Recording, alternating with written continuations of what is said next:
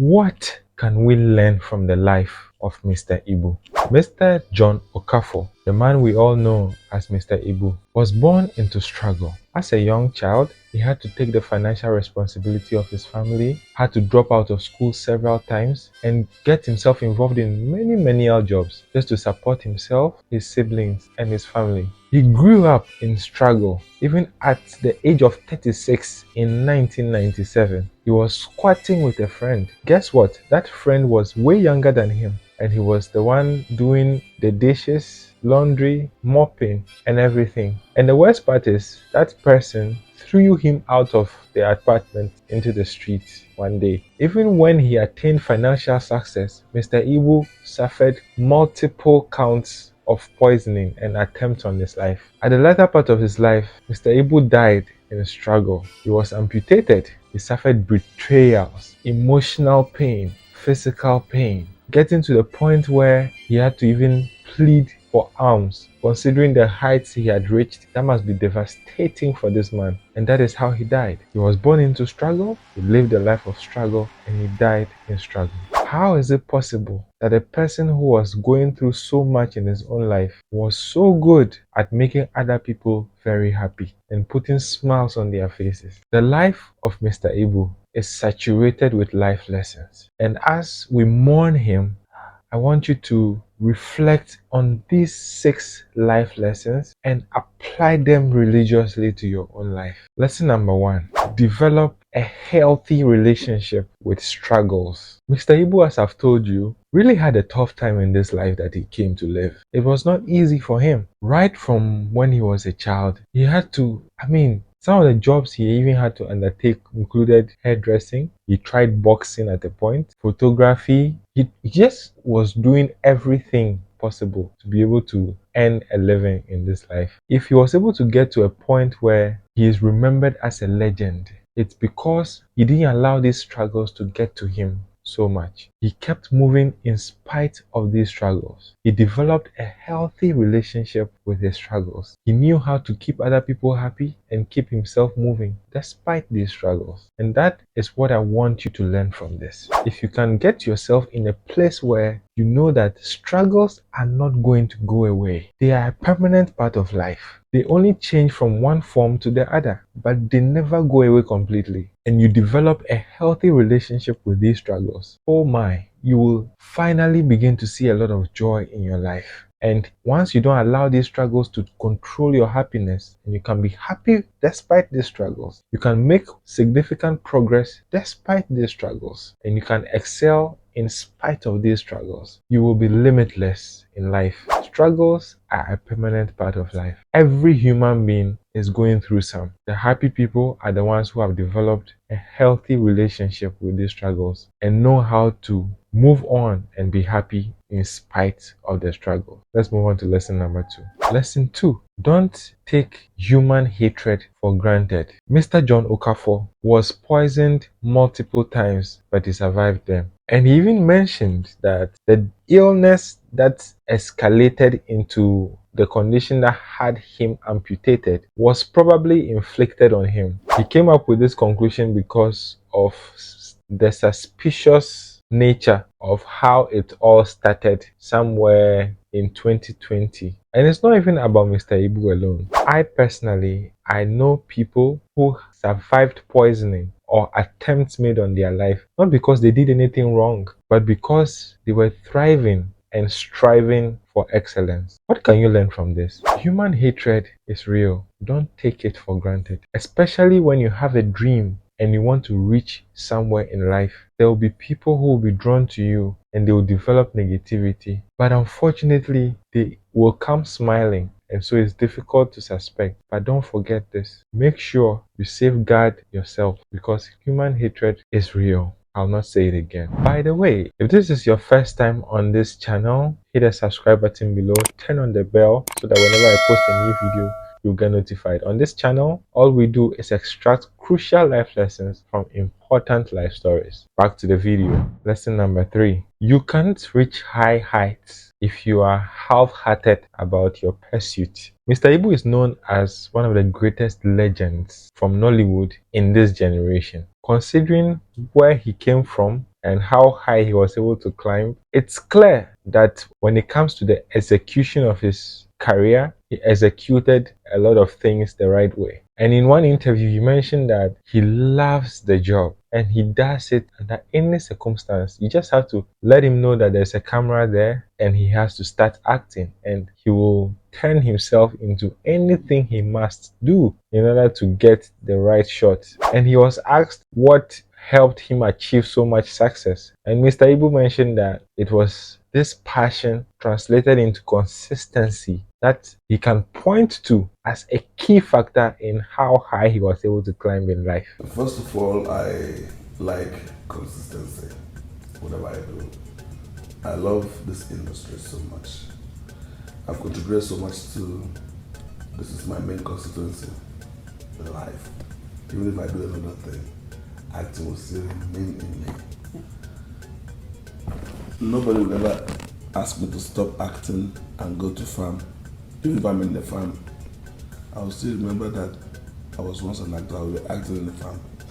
I'll tell you. What can you learn from this? If you want to make a mark or even be considered a legend in any field in this life, it has to be a field that you are truly committed to and that you truly love. It cannot be faked. There is no person who we consider a legend in any field who worked in that field just because that's what they studied in school, for instance, or that's what they just decided to work hard towards. It's in every case that I have seen, it's because whatever they are pursuing aligns deeply with the love they have for it. And so they're able to do it under any circumstance at all, whether it comes with little or even no money. And that is why I am so sold out for this concept of finding what you love and spending your life on it. To even give you an example, right now, the time is 3:50 a.m. I've been up. I'm not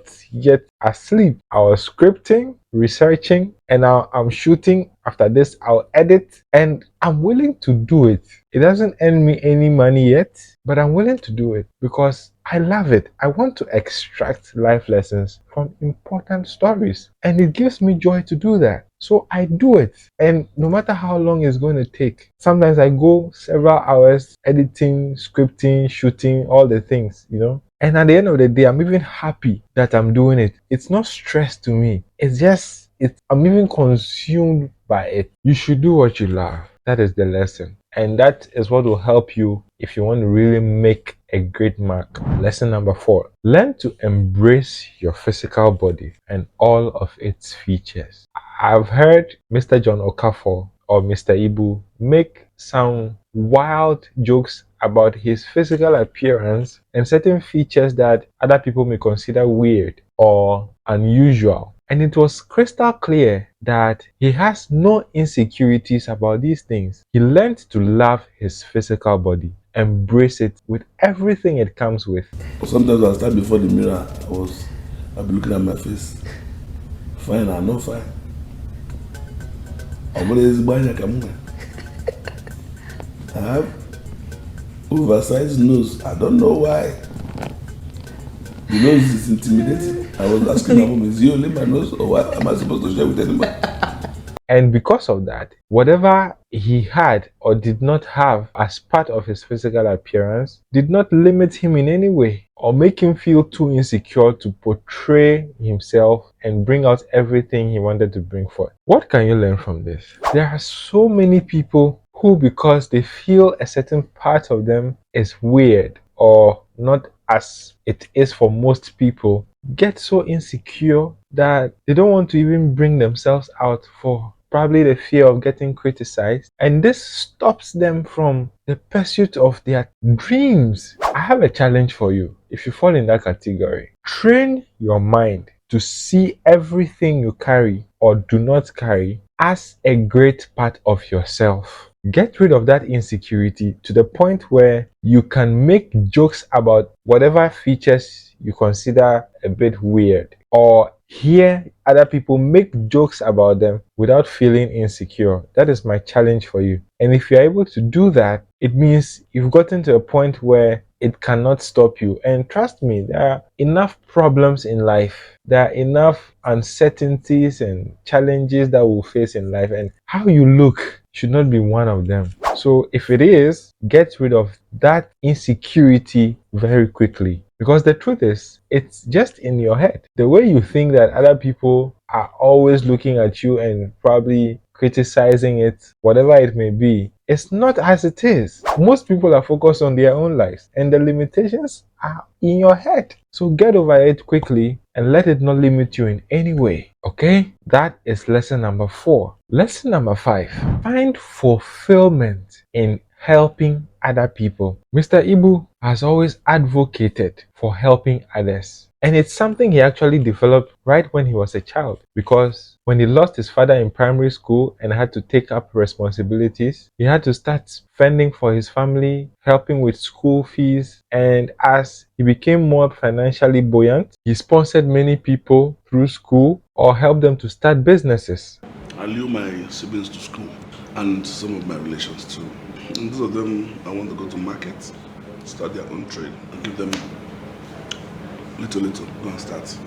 I see. Very important. He was also responsible for mentoring a lot of stars who also came into the limelight and earned a living in acting, particularly in Nollywood. Surely, not all of these people were able to pay him back before his unfortunate demise. But the thing about Mr. Ibu is he found fulfillment in offering that help and not necessarily expecting that it would come back to him in one way or another. What can you learn from this? As a human being, part of your personal commitment should be to be able to help other people. Give them financial help if you can, emotional help if you can, your time, your service. You should be able to do things for other people. I'm sure somebody is asking, okay, so what will that do for me, or what will I gain from that? But Patrick, why must you gain something from everything? We are human beings and we are supposed to be human. Part of being human is just doing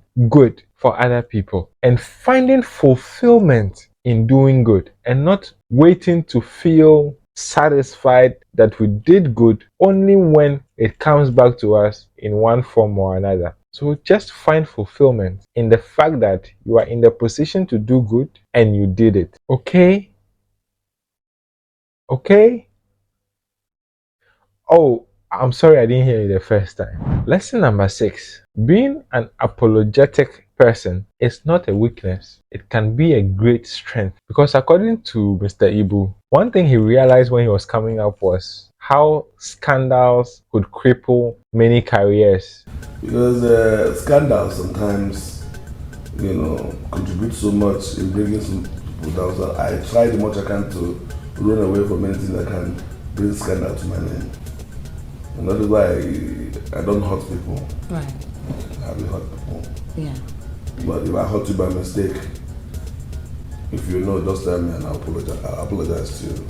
And it's true, in the showbiz industry, if you're not careful, people can come with certain scandals and lies about you and it will cripple your growth. So he said that his trick was trying hard to make sure that he apologizes very quickly, even if he doesn't feel that he is necessarily wrong in the situation. Whoever he comes into contact with, especially in his line of work, and there is any form of disagreement at all, he will be quick to apologize, quick to make peace with them, just so that nobody has the chance to go and cook up some scandal that will end up hurting him. So it was a strength, it was a technique, and he says it's one of the things that also contributed greatly to having him survive in Nollywood for 40 years. What can you learn from this? Don't let the urge to be right or make sure that your right is respected, or the idea of standing your ground and not wanting anyone to take advantage of you blind you from being subtle and taking decisions in life with the bigger picture in mind. Because I'm sure there are certain instances where Mr. Ibu had to make certain compromises. He could feel he was right in a situation, but he would rather render apology just so that he protects his career. There are many people who lose a lot of blessings in life because they have the excessive urge to stand for their right and make sure that whatever they want is given to them. But if you read even the 48 laws of power, you realize that being able to be powerful sometimes requires that you act like you are stupid. That is lesson number 6 from the life of Mr. John Okafor, who we all know affectionately as Mr. Ibu. May his soul rest in peace. Until I see you again in my next video, remember that life gives us episodes of chaos and peace. But after each episode, you should pause and ask yourself, what can I learn from this?